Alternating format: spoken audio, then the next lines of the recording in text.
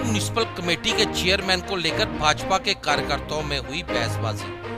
पार्षद राकेश कुमार सैनी ने लगाए बीजेपी के बड़े नेताओं पर खरीद फरोख्त के इल्जाम। सैनी ने कहा, बाहरी नेताओं का हमने पहले भी विरोध किया है और अब भी करेंगे। एमएलए कठुआ पर लगाए कड़े इल्जाम। सैनी ने कहा, एमएलए कठुआ राजीव जसरोटिया अगर कठुआ का चाणक्य बनता है तो मैं भी नगरी का चाणक्य हूँ। छोटे कार्यकर्ताओं को पार्टी ने इग्नोर किया, इसका भारी नुकसान भाजपा को उठाना पड़ेगा।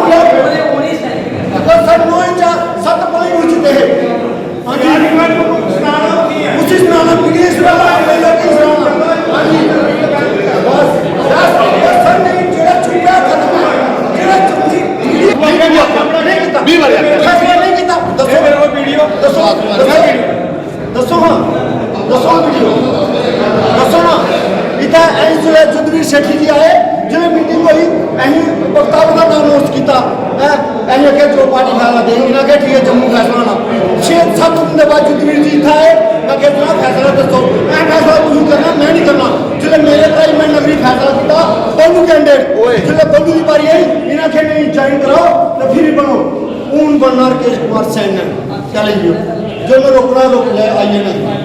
ये भाजपा के कार्यकर्ता राकेश कुमार सैनी ने किस तरह से भाजपा के बड़े नेताओं को किया नंगा। बात ऐसी है कि मैं भारतीय जनता पार्टी का छोटा सा कार्यकर्ता हूं और पिछले 20 साल से पार्टी में काम कर रहा हूं। हम आगे 6 थे, उन्होंने कहा क्या करना है। हमने कहा कि 6 में से हमारा कैंडिडेट बबलू है, वाइस चेयरमैन का कैंडिडेट रामकृष्ण जी हैं, इनमें से किसी को भी दे दो, हमें कोई इतराज़ नहीं है। पार्टी का फैसला होता है कि हमें मानना पड़ता है। आज किस तरह का इतराज़? फिर क्या हुआ, हमें 5 दिन लगातार एमएलए साहब राजीव जसरोटिया जी अपने घर पे बुलाते रहे, कोई भी फैसला नहीं किया। आज सुबह हमें बुलाया, कहते हैं जी ऐसे ऐसे बात है, आप बताओ। मैंने कहा सर मैं एक ही बात बोलूँगा, एक क्वेश्चन एक जवाब। उन्होंने बोलो। मैंने कहा हम 6 हैं, 6 में से कैंडिडेट बबलू जी, रामकृष्ण जी, बाकी कोई नहीं। कहते हैं मैं तो उसकी ज्वाइनिंग करवाऊँगा। मैंने कहा करवाओ। किसकी? अनिल सिंह अंदोत्रा जी की। मैंने कहा करवाओ। हाँ कोई इतराज? माजस मैं इतराज के ज्वाइनिंग के खिलाफ हूँ, क्योंकि हम पिछले 20 साल से पार्टी में काम कर रहे हैं। तो मैं उठ के चला गया। उसके बाद जब मैं चला गया, मैं सकते चक में काम था थोड़ा, मैं उधर से निकला। जब मैं कल्याणपुर पहुंचा तो मुझे जिला अध्यक्ष जी को फ़ोन किया। मैंने कहा कि क्या बात है, हो गई ज्वाइनिंग? करदा आपके बिना नहीं होगी।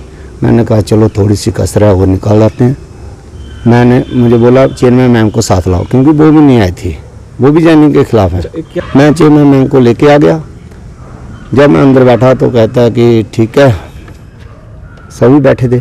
कहता है हमारे चेयरमैन कैंडिडेट अनिल सिंह अंदोत्रा जी और वाइस चेयरमैन के कैंडिडेट बबलू जी।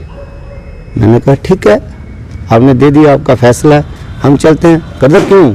मैंने कहा क्यों? कहता है ज्वाइन करवाओ। मैं क्यों? मैं नहीं ज्वाइन करवाऊंगा, आपका फैसला मुझे मंजूर है, आपने दे दिया मंजूर है, लेकिन मैं ज्वाइन ही नहीं करवाऊंगा। कहते हैं मैंने कहा मैंने आज से 2 साल पहले भी हमने 3 पार्षद ज्वाइन करवाए थे, वो 2 छोड़ के चले गए। आज हम फिर ज्वाइनिंग करवाएंगे तो हमारा नंबर कब आएगा?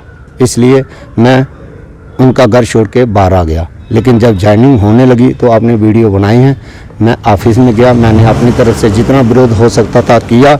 लेकिन मैं अपनी भारतीय जनता पार्टी को मैसेज देना चाहता हूं कि कृपया आप गरीब कार्यकर्ताओं का ध्यान रखें, क्योंकि मैं देखता हूं जब कार्यकर्ता पिछले 40 साल से काम कर रहे हैं, लेकिन जब पूरी फसल पक जाती है, उसकी सड़ाई हो जाती है, जब खाने की बारी आती है तो आप बाहरी कैंडिडेट ले आते हो, जो मुझे मंजूर नहीं है।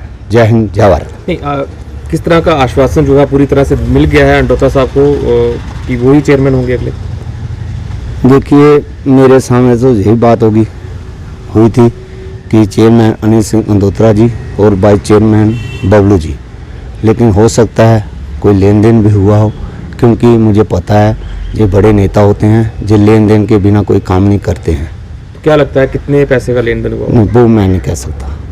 तो किस तरह से देखते हैं कि आप लोग बड़े अरसे से पार्टी के साथ जुड़े हुए हैं और बाहर से कोई नेता आता है तो उसको आपके ऊपर कुर्सी पे बिठा दिया जाता है? देखिए, ये पार्टी जो ऊपर नेता होते हैं जिनके साथ हमने काम किया, मैंने सभी के साथ काम किया, जैसे निर्मल सिंह जी हों, जुगल किशोर जी हों, शमशेर सिंह मनाज जी हों, बाली भगत जी हों, अपने चंद्रप्रसाद गंगा जी हों, डॉक्टर जितेंद्र सिंह जी हों, मैंने सभी के साथ काम किया है। उनको पता है कि राकेश कुमार सैनी, मेरा नाम निक जो है नेता चलता है, वो हानेस्ट है, ईमानदार है। मैंने आज तक, हमारे कैशियर टोनी जी होते थे, आप उससे पूछ लेते थे कि नगरी में आज तक कोई भी बिल जो है पार्टी का कैश नहीं होता था। लेकिन ये जो जहाँ पे कठुआ में नेता हैं वो भी बाहरी हैं, मैं फिर से कहूँगा कि वो बाहरी हैं, वो बाहर से है। मैंने तब भी विरोध किया था, लेकिन मैं उस समय बड़ी सीट थी, हमारा हक नहीं बनता कि हम एमएलए बनेंगे, मैंने उस समय विरोध किया था। लेकिन 10 दिन के बाद मैंने कह दिया था कि मैं पार्टी के साथ हूँ, मैं इनका विरोध नहीं करूँगा। तो जिस प्रकार से सवाल तो मेरा वही रहेगा कि बाहर से लोग लाकर आपके ऊपर चेयर पे बिठा देते हैं, क्या पार्टी में छोटे कार्यकर्ता की इज्जत की जाती? हाँ, बिल्कुल बिल्कुल, ये छोटे कार्यकर्ताओं को इग्नोर किया गया और इसका पार्टी को भारी नुकसान उठाना पड़ सकता है। तो किस प्रकार से देखते हैं कि लोगों को बाहर से लाया जा रहा है ज्वाइन करने के लिए, अपने लोग उनके नाराज हो रहे हैं, तो ऐसे में कैसे जो है वो नगर कमेटी नगरी अप्रोच करेगी? इस बात पर मैं आपको कहूँगा कि आप नगरी में जाएं, नगरी की जनता से पूछें कि पार्टी ने जो सही कहा है और जहाँ गलत किया है। तो आगे जिस तरह से आपने बताया कि उनका ऑलमोस्ट फाइनल हो चुका है कि अनिल सिंह अंडोत्रा अगले चेयरमैन होंगे नगरी कमेटी के, तो जिस प्रकार से वो फाइनल हो चुका है, तो आपका अगला कदम क्या रहेगा? जे अपने आप को कठुआ का चाणक्य मानते हैं और मैं भी नगरी का चाणक्य हूँ, इसका पता आपको 2 दिन के बाद मिल जाएगा। तो आपके साथ कोई भाजपा के और पार्षद हैं आपके साथ? सभी मेरे साथ है, उधर बिठाने से कुछ नहीं होगा, वो मेरे साथ है। कितने लोग आपके संपर्क में? भाजपा के मेरे साथ 4 लोग संपर्क में हैं। तो जिस तरह से अपोजिशन पार्टी कांग्रेस के भी कुछ लोग हैं, वो भी मेरे हैं, वो भी मुझे वोट देंगे, क्योंकि इन्होंने उनसे आप दावा करेंगे चेयरमैन का? हो सकता है चेयरमैन वाइस चेयरमैन हो सकता है चेयरमैन का करूं, क्योंकि इन्होंने जब वोट ऑफ नो कॉन्फिडेंस किया था अनिल सिंह अंदोत्रा जी ने, तो इन्होंने कांग्रेस के साथ वायदा किया था कि आप वाइस चेयरमैन और मैं चेयरमैन। लेकिन मैं आपको बता देता हूं कि 2018 में जब इलेक्शन हुआ था तब भी ये चेयरमैन कैंडिडेट थे, उसके बाद जब वोट ऑफ नो कॉन्फिडेंस किया तब भी ये चेयरमैन के कैंडिडेट थे, लेकिन आज भी ये चेयरमैन के कैंडिडेट हैं। तो उनका भी कहना है कि ये नहीं चलेगा, 3 चांस हो गया, अब चौथा चांस नहीं चलेगा। हो सकता है, मैं अपील करूंगा उनसे, मेरे बुजुर्ग हैं कुलभूषण जी, उन्होंने ही मुझे भाजपा में लाया था, उम्मीद करता हूं वो मेरी सपोर्ट करेंगे।